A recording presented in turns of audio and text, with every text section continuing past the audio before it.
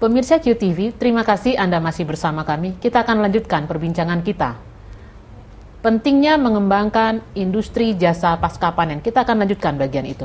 Bagaimana Pak Franky? Follow up-nya dan inovasi apa yang penting di situ? Saya kira ada beberapa hal. Salah satu adalah inovasi yang paling simpel saja adalah cara grading. Cara grading. Saya kasih memilah-milah. Ya kan, memilah-milah itu bukan mata gitu loh, atau dengan tangan gitu loh. Jadi harusnya sudah yang paling simpel adalah gradingnya itu berdasarkan besaran, ya kan? Jadi ayakan ya. Ya. Nah, sebetulnya kalau sudah mesin itu dia seperti conveyor dengan lubang-lubang. Nah, itu mengklasifikasi supaya besarannya sama. Ya. Nah, terus tata cara menyimpan. Apakah pasti kalau dia padi-padian dia harus dikeringkan dulu. Ya.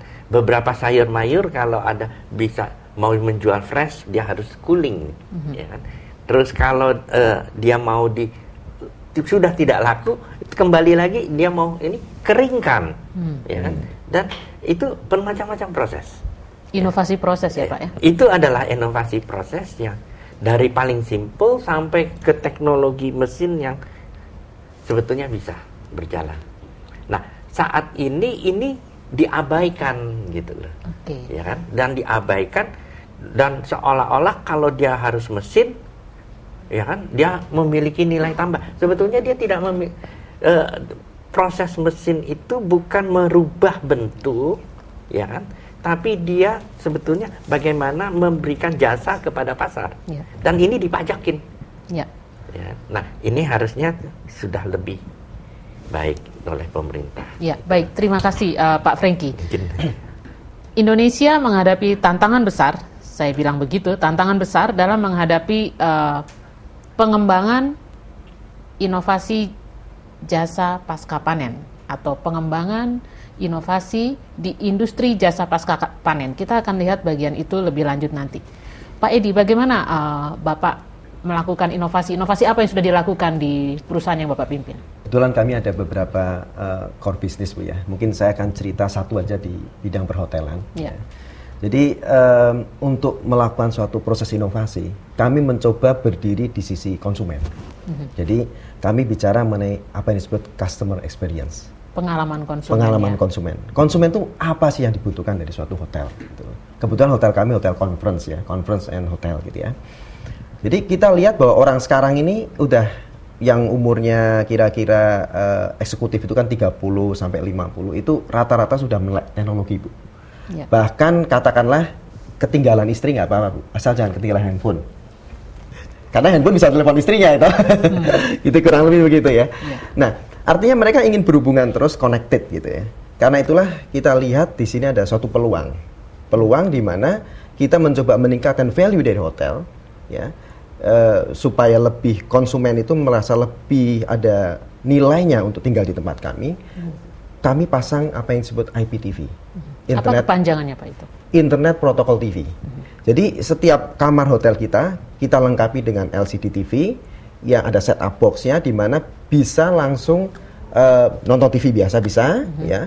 Dia bisa melakukan movie on demand, nonton film terbaru dari Amerika, bisa song on demand, bisa SMS-an, dan yang lebih luar biasa adalah bisa langsung masuk ke internet tanpa perlu bawa laptop. Kapan pertama kali itu muncul di industri perhotelan di Indonesia?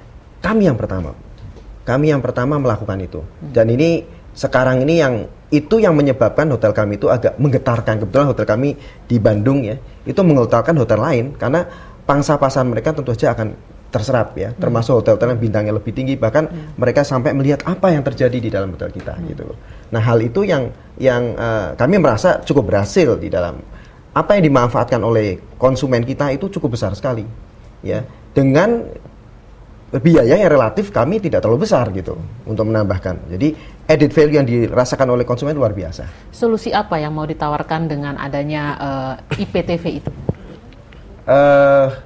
Tentunya orang itu kan mempunyai suatu aktivitas ya di dalam kehidupannya dia. Aktivitas bisnis juga bisa, tapi aktivitas sosial juga bisa. Ya, jadi aktivitas sosial itu mungkin malam hari setelah mereka rapat ataupun apa conference tempat kita, dia bisa main Facebook misalkan. Kalau untuk main Facebook tentu dengan jaringan sosial mereka gitu ya. Kalau dia kebetulan bawa anak, bawa family-nya ya, mereka bisa main game, relax dan sebagainya. Tetapi di situ ada juga yang sifatnya ilmu, teknologi juga ada di situ semua. Yang kita harapkan. Apakah inovasi pengalaman konsumen yang Bapak pakai fitur IPTV itu ditujukan pada pasar yang sudah ada atau pasar yang baru? Nah, sebetulnya kalau kita bicara mengenai itu, pasar sangat luas, Bu ya. Tentunya segmen yang melek teknologi ini agak terbatas. Tetapi sekarang ini makin melebar. Karena kalau kita lihat usia-usia produktif saat ini adalah usia yang eksekutif. Itu antara mungkin 25 ke atas sampai mungkin 50. Di mana tahun-tahun itu mereka sudah melek teknologi. Jadi kami anggap bahwa pasarnya ya memang sudah ada. Pasar yang ada sekarang ini yang menjadi pasar kami. Itu kira-kira begitu. Baik, menarik sekali Pak Edi. Inovasi terkait dengan fitur pengalaman konsumen. Kita juga mau dengar nih Pak dari Indofood Bogasari.